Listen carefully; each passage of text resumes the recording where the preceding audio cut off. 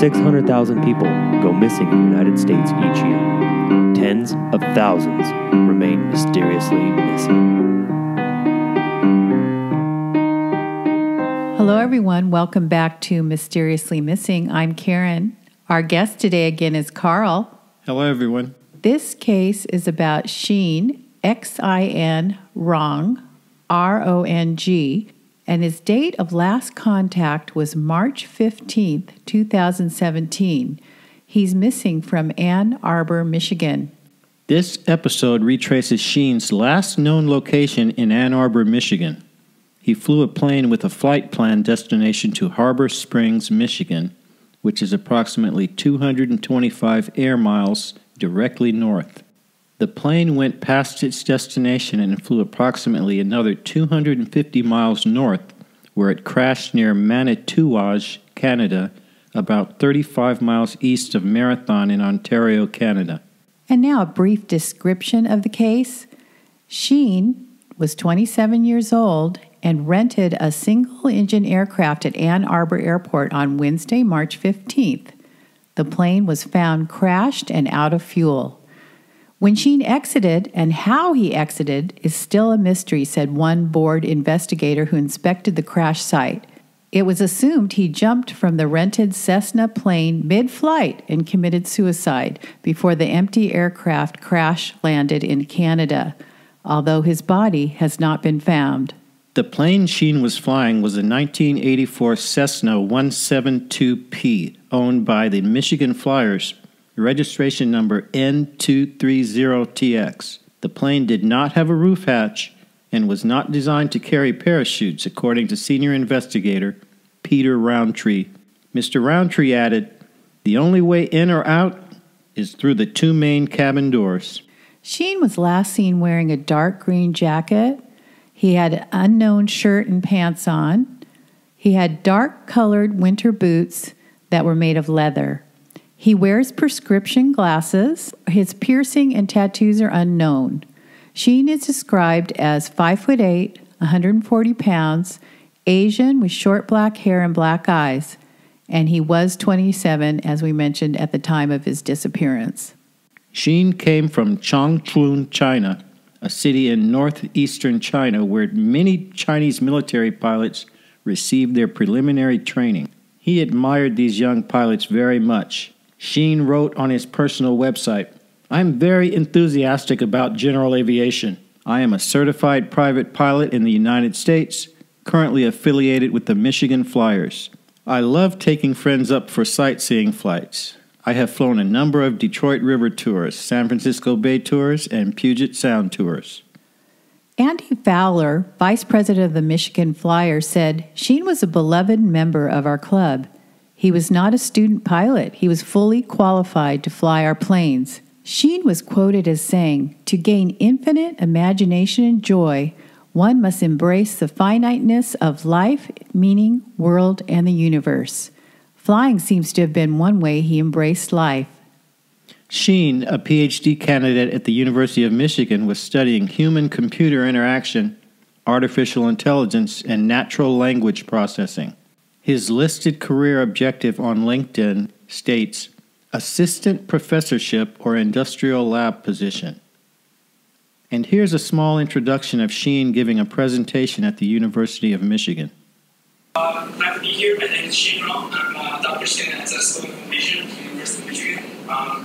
Start with just a few words about why I'm giving this talk here today. So about the same time last year, I was in a reading group at the computer science department with some faculty members and students we got together every week.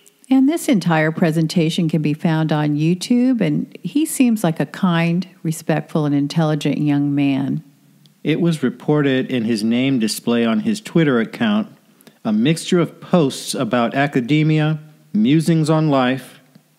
"I just saw the most beautiful shooting star ever in my life," and occasional deliberations about the mental health of students. An archived snapshot of his personal page in late 2016 included this: "I have just recently realized that the ratio of depression among doctoral students might have been underestimated. The academia does not have to be this way. Every single doctoral student should be happy. I think this problem has already caused tremendous negative impact on the overall productivity of academia and undermined the well-beings of the students and taxpayer dollars. A similar thought was expressed in an October 2016 tweet. Academia should definitely promote wishful thinking. When I snap out of depression, the whole world just changes. It's so beautiful. At this point, we're thinking depression appears to be a factor in his disappearance. A strong possibility of suicide is indicated, but until his body is located, his disappearance is inconclusive. His family includes Surong Ruan, who said she is Sheen's wife. Ruan says both of Sheen's parents still live in China, where he was born, and that she lives in San Francisco, which made it hard to take care of matters in Michigan. Now let's get into the timeline. 2011, Sheen graduated from Tsinghua University in Beijing, China. He had attended for 4 years studying natural language based upon user interface. September 2013 to May 2014. He worked as a metrics project product manager at the University of Michigan. Summer of 2013 and 2014, he worked as a software engineer intern at Google for 2 summers in Mountain View, California. February 11th, 2014. Sheen flew solo for the first time in a Cessna 152 owned by the Michigan Flyers. The Michigan Flyers describes itself as a nonprofit flying club based out of Ann Arbor Airport. Congratulations, Sheen, the club included under a list of achievements on its website. The site also said he finished his private pilot check ride under the threat of rain in May previously and noted Sheen's mom, who was visiting from China, had the honor of being his first passenger the next day.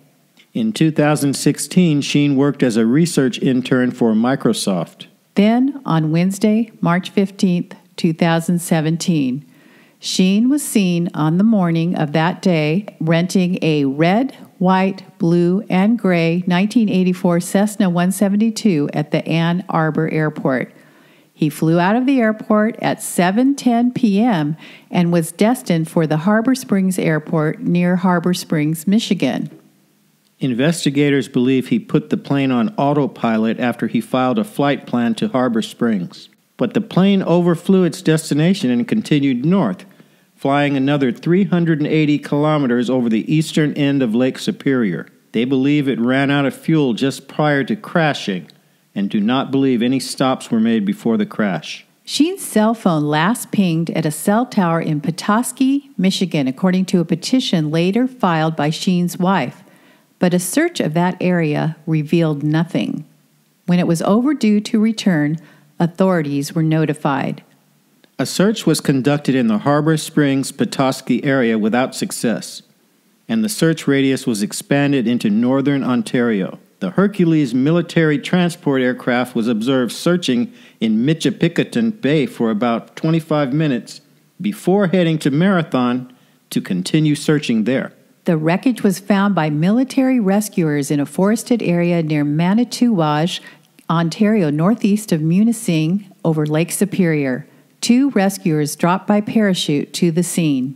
Ontario Provincial Police Sergeant Peter Leon stated, "They conducted a search of the immediate area and there was nothing to suggest that anybody walked away from the wreckage." The next day, the OPP, or Ontario Provincial Police, flew in its own team to search the crash site. Search and rescue technicians parachuted in, said Sergeant Leon. "It is rather unique," Leon said. "We've had a number of tragedies involving aircraft. Usually when they find the aircraft, they find the pilot or the occupants." The plane crash has now become a missing persons case, although authorities aren't holding out much hope they will find the pilot alive. The feeling right now is at some point during the flight, the pilot more than likely left the confines of the aircraft. Whereabouts? We have no idea, Sergeant Leon said. It is entirely possible that the pilot could have exited the plane at any point. Investigators with the Transportation Safety Board of Canada also went to the scene to survey the wreckage. Investigators pushed through the dense brush and snow, 3 feet deep in some places, looking for the wreckage. Once there, they studied the crash site in the dense Ontario forest, nearly 500 miles north of Ann Arbor. They saw snapped trees, and the right wing of the Cessna had been knocked off. The plane was out of fuel. The passenger side door or right door of the small aircraft was unlatched and open. Sheen's jacket, iPad, wallet, and other personal items were discovered inside. Search and rescue had already been there. They found no one in the plane, no human remains, and no footprints in the snow. All we had was an empty airplane, confirmed Peter Roundtree, a senior investigator with the Transportation Safety Board of Canada. The Transport Canada report pointedly noted that the pilot was not a parachutist and does not own a parachute. The plane crashed at 11:38 p.m., they determined. The TSB, or Transportation Safety Board of Canada, said the crash site was about 475 miles from the Ann Arbor Airport. The University of Michigan, where Sheen was a PhD student, issued a statement saying they believe his actions likely were an act of self-harm. And then Diane Brown, a spokeswoman for the university's Division of Public Safety and Security, stated Sheen's body has not been recovered and active air and ground searches have been suspended. March 17th, the pursuit was suspended. Although investigators could not determine conclusively whether the autopilot had been engaged, senior investigator with the Transportation Safety Board of Canada, Peter Roundtree, said they believe it had been because of the relatively straight track the plane had taken. He also said the latches on the passenger side door were telling. The door had been opened from the inside, he said. Mr. Roundtree said in his years on the job, having investigated upward of 100 plane crashes, he has never seen one like this. I've never had an accident where I didn't have anybody at the accident, he said. Sergeant Leon of the Ontario Provincial Police called the case unique. I've been doing this for 29 years, and I can honestly never recall an investigation of this nature where an aircraft has been located without a pilot or an occupant of some sort, he said. Though the search for Xin Rong was suspended, Sergeant Leon said if anything is found, police will send in resources. The family is still looking for their loved one, he said. These are very troubling and trying times for them. March 23, 2017, a NamUs case was created. A letter from a university police sergeant dated March 24th stated, in addition to searches around the plane crash site, a search was conducted in the Petoskey area, where Sheen's cell phone last pinged. Results were negative. A spokesman with the Ontario Provincial Police would not confirm whether the cell phone pinged to any towers in Canada and said their investigation would remain open until Sheen's whereabouts are known. April 9th, 2017. Answers to many questions remain elusive per freepress.com. University officials are tight-lipped. Written questions submitted to a University of Michigan spokesman about Sheen's well-being were not answered, and classmates and professors in the School of Information, where he was pursuing a doctorate, have either declined to talk or did not return messages. Officials have said the decision not to comment is out of respect for Sheen's family. The university took down a profile of Sheen from the School of Information's website at their request. We very much respect the wishes of the family, said Rick Fitzgerald, a spokesman. May 31st. In a letter to the judge, Sheen's wife said she was trying to address questions from insurance companies and take care of her husband's property, but cannot address some of these matters until there is a declaration that he is deceased. She filed a motion in May asking to expedite the matter because she lives so far away. A person seeking a death declaration generally has to publish a public notice in a newspaper once a month for 4 months before the case can be heard. Surong Ruan, Sheen's wife, asked to bypass the public notice process. It is very painful for us to continue to wait for a court decision, she wrote. Judge Julia Odzig, and I'll spell that out, Owdziej, who is presiding over the case, denied the request according to records. There was no reason specified in the records. Meanwhile, the investigation is still technically open. the week of September 11th, 2017. Diane Brown, a spokeswoman for the University of Michigan Division of Public Safety and Security, said the investigation remains open and wrote in an email that police don't have any new information to release. September 18th, 2017, per Gina Kaufman of the Detroit Free Press. In a petition to have Sheen's death established by a Washtenaw County probate judge, Xin Rong, who says in court filings that she is his wife, wrote, "All the evidence indicates the aircraft was operating normally and crashed because it ran out of fuel, and at some point prior to the crash, the pilot exited the aircraft. As ground searchers were negative, no parachute or life vest on the plane, and the aircraft was cruising at around 9,000 feet altitude. I believe Xin Rong exited the aircraft and didn't have a chance of being alive." A hearing on the petition is scheduled for next month. An official with the court said such petitions ask for the court to establish the cause, date, and location of death. In a letter dated May 31st, Sarong wrote that she lives in San Francisco and Sheen's parents live in China. She said she is trying to take care of his property and address questions from insurance companies and the club that owned the plane Sheen had been flying. I cannot address some of these matters until there is a declaration that he is deceased, she wrote. Reached by phone on Friday, she said she was not available to talk and hung up, per Gina Kaufman of the Detroit Free Press. So she's probably wanting some privacy in this difficult matter. Now, October 5th, 2017, Sheen was declared dead by the Washtenaw County probate judge. Xin Rong, Sheen's wife, wrote that she believes he exited the aircraft and didn't have a chance of being alive. Today, Judge Julia Aldzich signed an order establishing that Sheen died March 15th. Xin Rong, who lives in California, participated in the hearing by phone. Update, January 19th, 2019. While the investigation is still open, officials with the Ontario Provincial Police, the Transportation Safety Board of Canada, and the University of Michigan PD said this week that there are no significant updates on this case. So let's recap and go over possibilities. Xin Rong, 27, rented a single-engine aircraft at Ann Arbor Airport on Wednesday at 7 p.m. The flight plan listed Harbor Springs, Michigan as its destination, but the plane crashed outside Manitouwadge, Canada. The cockpit was empty and there were no footprints in the snow around the wreckage. Police said it was unlikely the pilot was in the plane at the time of the crash. The weather that day in Ann Arbor was a high of 30, a low of 16. It was clear throughout the day. The wind speeds were 7 miles per hour with wind gusts of 24 miles per hour. Sunset was at 7:42 p.m. Was it common for him to fly at sunset? Per input and observations on Reddit and Web Sleuths, one person brought up the incident of Marcus Schrinker in comparison.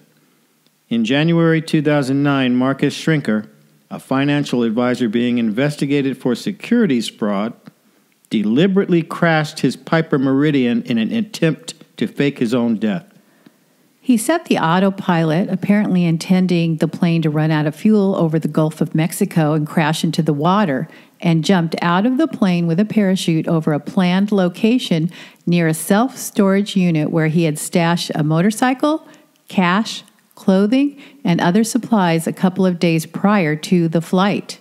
Schrinker made it to his supply cache, but he was discovered at a campground in Florida. Another question. What happened to Sheen's cell phone?